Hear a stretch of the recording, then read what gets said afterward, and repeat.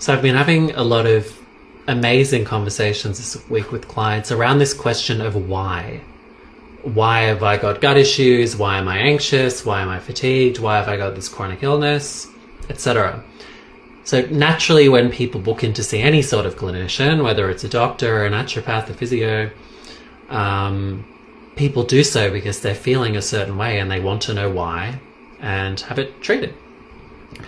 So what I've been talking about with clients a lot this week is that on some level, we can answer that question in the physical plane of reality, right? So we can do objective analysis through discussion and case taking and gather objective data via testing to partly answer the question of why.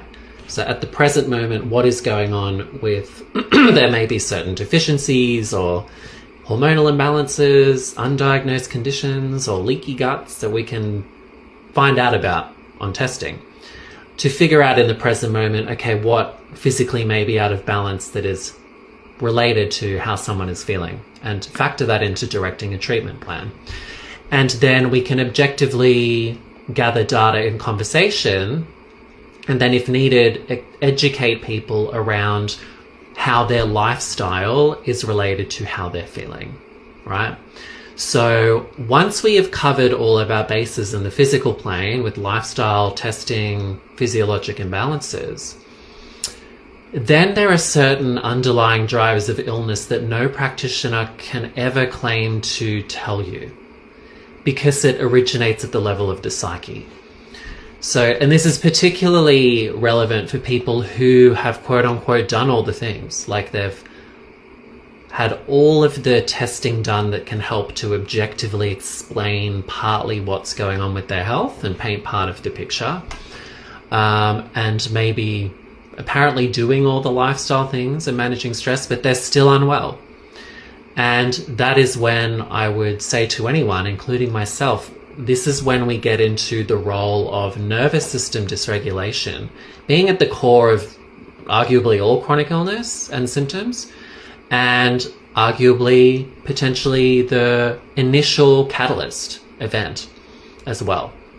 And what perpetually drives symptoms and illness at a nervous system level, particularly if we seemingly have done all the things, are our unconscious belief systems and stored emotions in our body, and unprocessed traumas and perceptions of how we see the world. Especially the variety of those that contribute to an ongoing perception of the world as dangerous. And that requires ongoing self-inquiry. You know, no one can do that for you. A practitioner could never answer that question of why fully, because no one can ever, be in your subconscious. And so it's this balance, what I'm talking about with clients recently, it's a balance of finding out what we can know and answer that question of why, and then getting comfortable with not fully knowing why.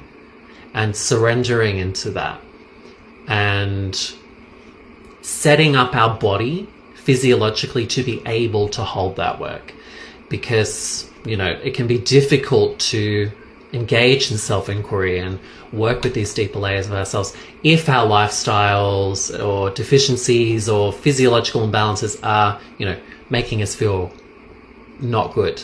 And it can be difficult to hold that work. But once that's all in place, then it's kind of up to us. And it doesn't mean you have to do that alone either.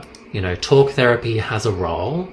But I would say, I think this is why there's a big uprise in the popularity of somatic therapies, where you work with the body and let the body communicate to you and talk to you about that deeper work.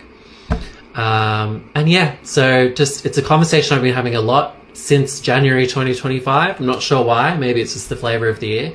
But I do think with any sort of illness, if we can answer the question of why, but with testing and discussion, but really getting comfortable with not exactly knowing 100% why, because answering that question will require self-inquiry, and no one can answer that for us, and it's very hard work. But if we just get comfortable with acknowledging that and surrendering to that, then the fear level will drop a bit.